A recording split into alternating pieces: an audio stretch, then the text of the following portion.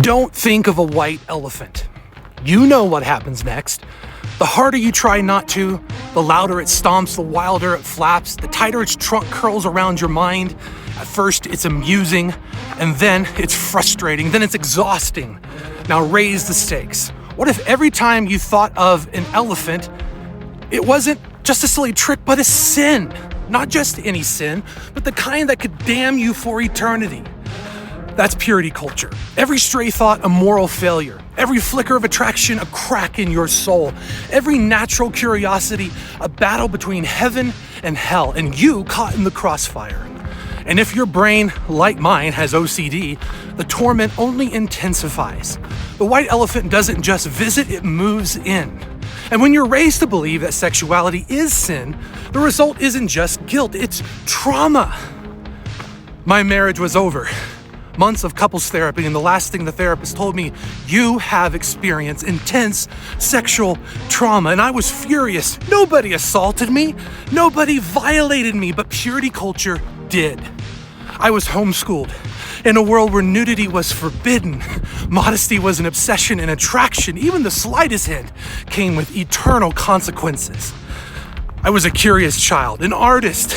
I loved beauty in all of its forms, but I learned real fast, even seeing beauty in a body was dangerous.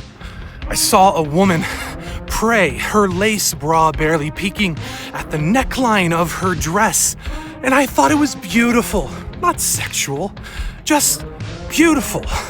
And then a rush of panic. My stomach twisted, not with desire, but terror. A wave of guilt so thick I could barely breathe. I was just a kid, but I was already afraid of myself. And as a teen, the rules got stricter. Courtship, not dating. Attraction wasn't just something to control, it was something to fear.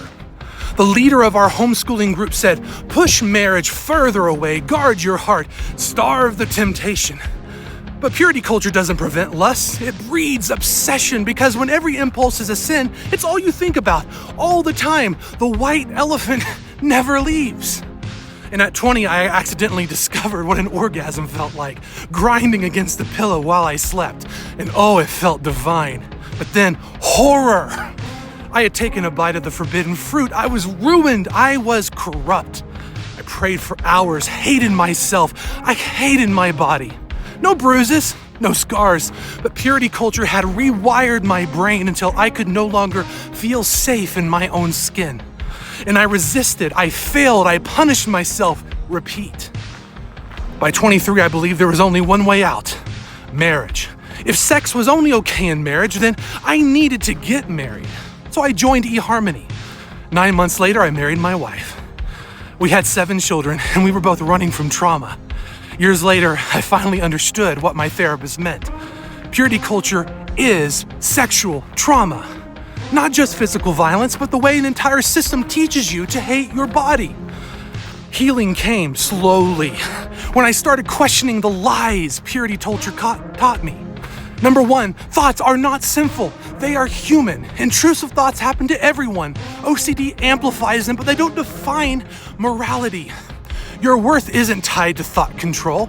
You are not good or bad based on how well you suppress your own mind. Number 3, purity culture's framework isn't universal. It's just one interpretation, a deeply flawed and harmful one. Number 4, fear is not a sustainable motivator. A belief system built on fear will never bring peace. But perhaps the most important truth of all, sexuality is not sinful. Shame is. Purity culture told us that our bodies were dangerous, that they were temptations to be controlled, objects to be hidden, vessels of shame rather than sources of joy. But our bodies were never the problem, shame was. It's time for a new theology of the body, one that sees flesh as sacred, not as weakness. And the Word became flesh and dwelt among us. If God took on flesh, why should we be ashamed of our own? Our hands, our hearts, our breath, these are not unclean. They are alive with divine presence. We were never meant to be at war with our own skin. To be human, to feel, to desire, to touch, to love is not a curse, it's a gift. Purity culture stole our childhoods. It stole our peace, it stole years of our lives, but it does not get to steal our future. We are no longer children cowering under the weight of an impossible standard. We are no longer prisoners to a theology that called us unclean. We are free. Free to love without fear, free to embrace our bodies as sacred, free to live without shame. Purity culture told us to fear ourselves. Grace tells us to embrace the fullness of who we are. The white elephant never leaves. Not when you fight it, not when you run from it. But I've learned something. It only has power if I fear it. So I no longer fight. I no longer run. I stand unashamed because my body was never the problem. My thoughts were never the enemy. The problem was the shame, and I refused to carry it any longer. Purity culture is over, and it's time to choose freedom.